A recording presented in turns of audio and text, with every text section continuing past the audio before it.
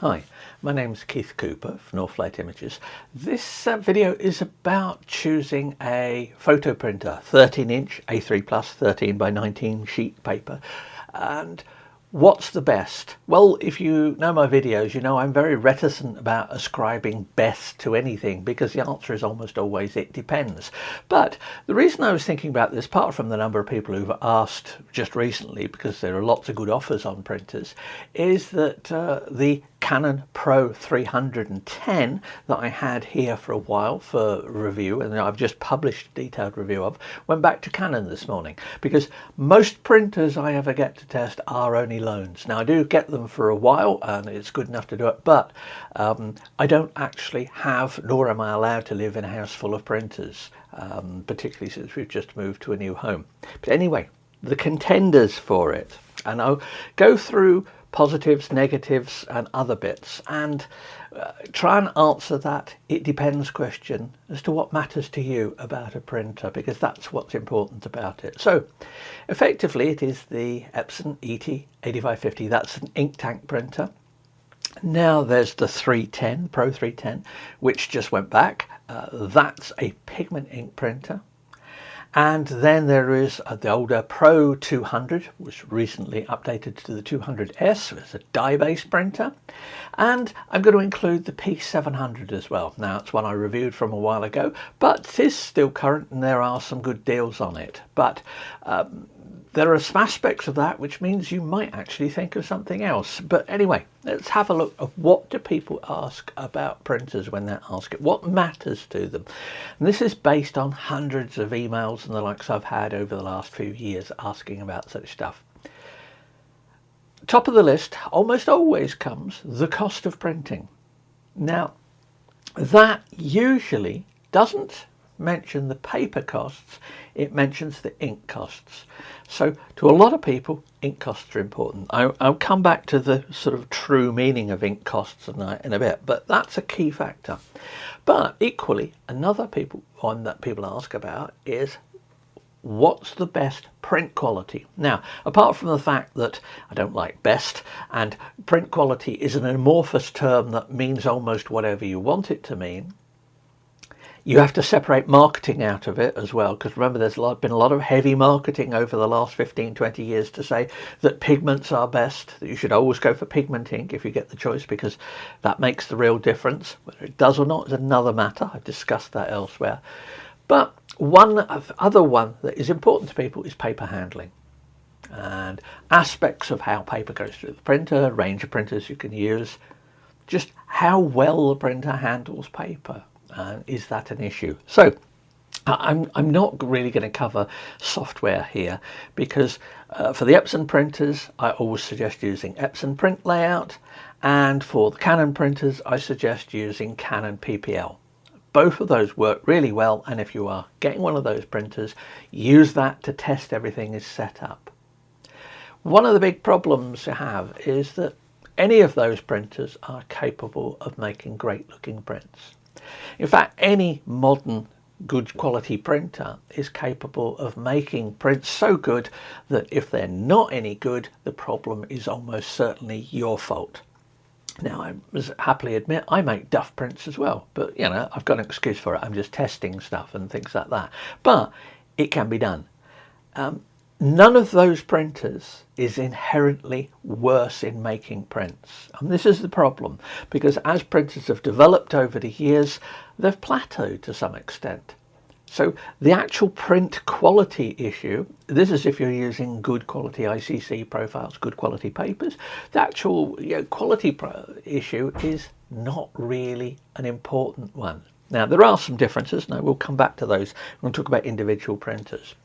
So you've got those three things: cost, quality, paper handling. There are probably other ones as well. There's roll paper support as well. Now, the only one of those that supports roll paper is the P700, and that has an attachment at the back that allows you to use small roll paper. But remember, 13-inch roll paper is not that common. So if you want roll paper, you may think of something else, and well, I'll come back to that as well. So let's go through those printers and just give some of their positives. Now, they've got negatives as well, and I'll come back to that as well. But positives. The Epson ET8550 ink tank printer. It is cheap to run. It's the only ink tank printer of these printers, and this, some people like that for it. It is dye and pigment ink. Now, depending on how you use it and if you've got the right profiles, and have a look at my review I did for the 8550. I have created well over 100 different profiles to use with it, and that makes a real difference. The combination of dye inks but with a pigment black is one of the, I'm going to say, secret powers of the printer, but it's something that allows it to perform well beyond what I think Epson originally marketed it to. But then I've got lots of stuff about that. It has a scanner on it as well, and it is sold as a home office printer, sort of general purpose printer. There is one in Karen's office. She loves it as a normal printer and scanner and things as well. So it fits that niche. Now, it happens to make great photos as well, if you know what you're doing with it. So, it's a more generalist printer. It's not, hasn't got a document feed or anything like that, but I'll come back to some negatives of different things in a moment. But none of these have got document feeders. These are not office printers as such. Yes, the 8550 a bit, but not as such. Right, next one, the one that's just gone back this morning, the 310. It is exceedingly good quality from print quality. It's pigment ink. It's all pigment inks. The paper handling of it is absolutely rock solid. The paper feed mechanism works, doesn't make any marks or anything like that. It just works. Now, once again, a few little foibles, but nothing serious. I'd say have a look. If you're interested in a particular printer, do have a look at the written reviews that I've done, because the written reviews always bring together all the printer information I've got and link to all the videos as well. The videos are supplements to that, not the other way around. In terms of print quality, that amorphous term, yeah, very good. Good range of papers, works well. The 700, now, yeah, this is pigment ink. Much like the 310, black and white is good on it. The pigment inks tend to be better in black and white performance, so if that matters to you, that may matter as well. And it has 25mm ink carts. Now, is that a positive or negative? I put it in as a positive because they're bigger than the smaller cartridges you get elsewhere. And it does have that roll support. 700, let's say it is one of those printers that sort of falls a bit between. It's been eclipsed to some extent, I'm going to say probably by the 8550.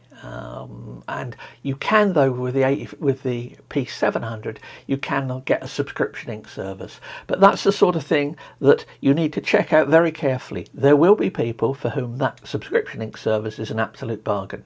There will be many people, I'm going to say, for whom it's not really for them. It relies on regular printing and various things like that. So I've got one left. That's the PRO-200S, which is identical to the PRO-200 virtually, that I tested a few years ago. PRO-200, the dye-based inks. If you want to print on glossy paper, in particular the one that I really liked for this was a permajet paper. It's titanium metallic gloss. The metallic look is not that strong.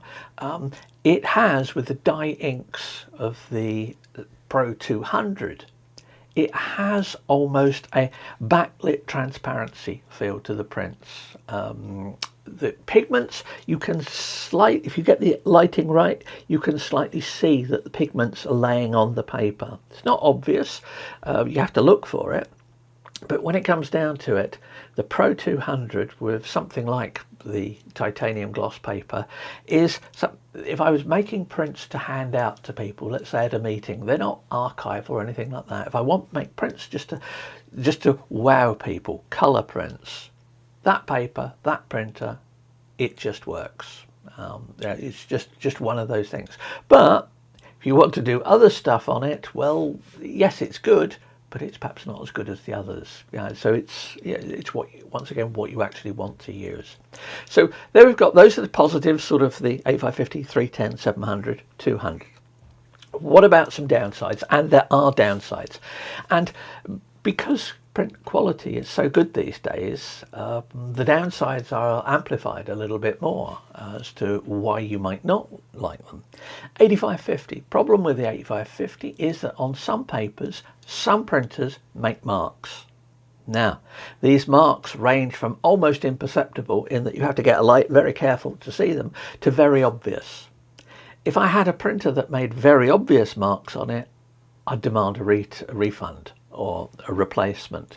It should not make, particularly when you consider that a paper like Epson Velvet Fine Art is a supported paper for the printer. So if you put that through and you get marks on it, well, no, that's no good. Yeah, what else not to like about it? Well, not a lot really. I'm going to say that the paper handling is the weak point of that particular printer. In general, there's the pigment dyes argument. Some papers work better than others. I mentioned the titanium gloss, which does work well on pigment inks as well. But yeah, the dyes really gives it that luminosity that you might want. And when you look at these paper printers, the differences are subtle. So we've got the paper handling on that. Also, what about the 310? Well, the 300 is almost the same as the 310. 300, 310. Well, the problem there is the tiny ink carts, 14.4 millilitres of ink per colour. That's not a lot. Depends on how much you print as to whether that's a problem or not. The 200 has a problem with the tiny ink carts. The ink set works really well, but you've not got much ink in it. And when you allow for general use of the printer, that some use will be made for, for maintenance and various other things like that, you do notice that. It depends on your volume of printing though, how much you want to do. So we've got sort of a mix of things, and I mentioned the 700 again. What I would say for the 700 with its 25mm carts, have a look at the offer. If you like the 700, and there are plenty to like about it, have a look to see if there are any good deals on the 900 going, because the 900 you've then got a 17-inch printer, not actually that much bigger. For a 17-inch printer, the 900, it really is quite small.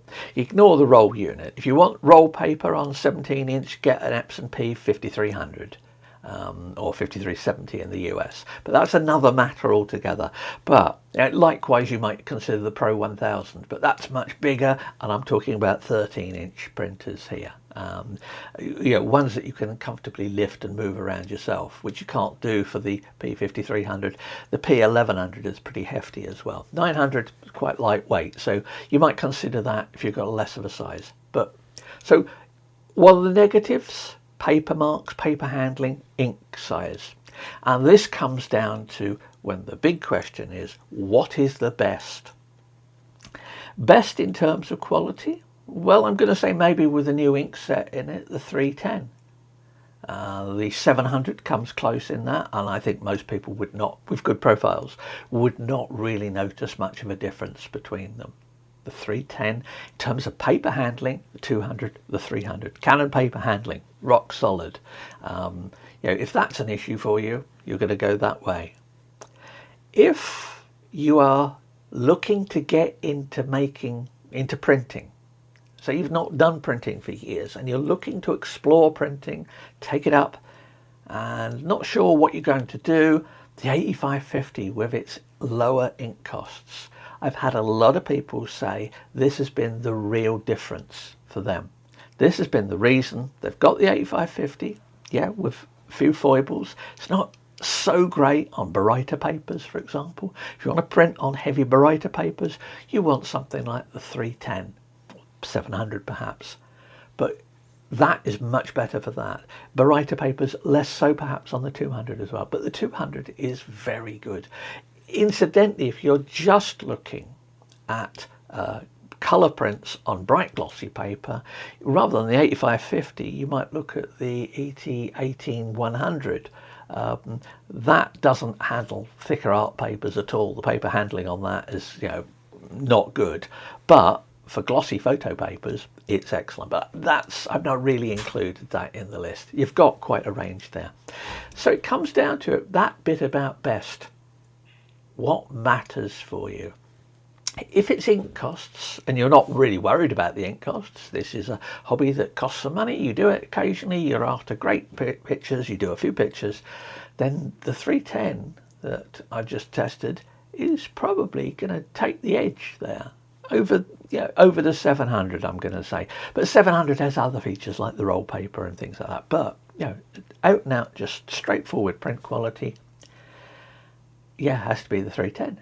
But best printer to get into printing, to be able to go, I wonder what this will look like as a print.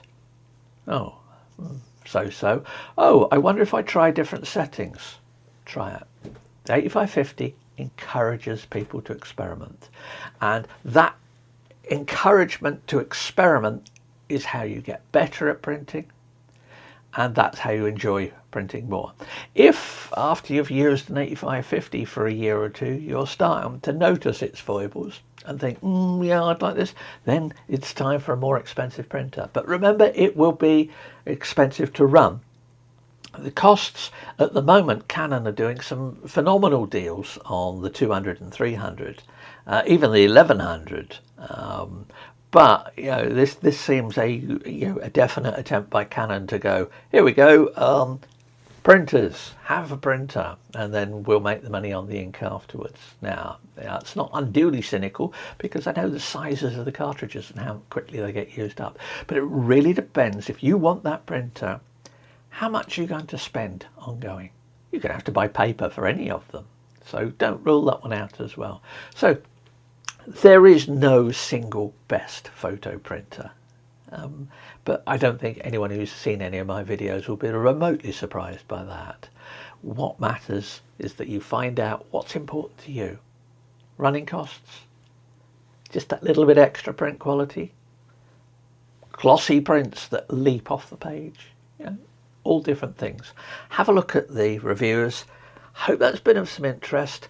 Feel free to ask questions, and maybe we'll get some new printers next year. I don't think we're going to get any new printers of significance until well into next year, later next year. I could be wrong, but I don't know. Nobody's told me as yet, but I guarantee I will try and have a look at them when they come out. Anyway, thanks for watching. Bye.